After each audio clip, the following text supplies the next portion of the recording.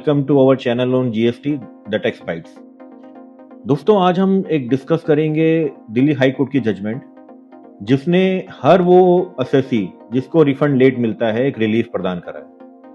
जैसे कि friends, we know that under section 54 of CGST act the statute has provided the outer limit of 60 days from date of refund filing to grant the refund claim to an SSC. उसी प्रकार section 56 provide करता है कि in case the original refund claim has not been granted within 60 days of its filing, then the assessee will be entitled to interest at the rate of 6%. उसी प्रकार proviso to section 56 provide करता है, if the refund claim is due to any order by a court or the appellate authority and it has not been given within 60 days of its filing, then the interest rate at the rate of 9% will be given from 61st date to the date of its grant. तो इस case के अंदर assessee को एक cash ledger का refund claim था जो assessee को एक तय लिमिट के अंदर विच इज 60 डेज के अंदर नहीं मिला।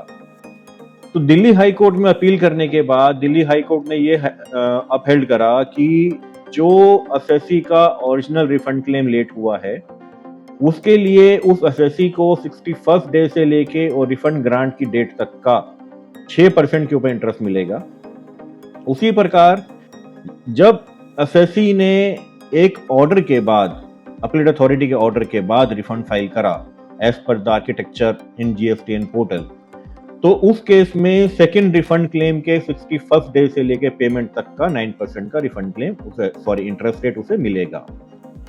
नाउ अ क्वेश्चन अराइजेस, क्या ये रिफंड क्लेम, क्या ये इंटरेस्ट हमें उस पीरियड का भी मिलेगा जब सेकंड रिफंड क्लेम फाइल हुआ उसके 60 दिनों तक?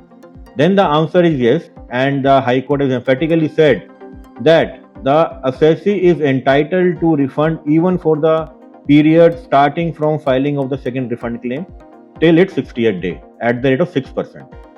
So friends, this judgment is very helpful and will help all those assessees whose refund are struck for one reason or another. Thank you.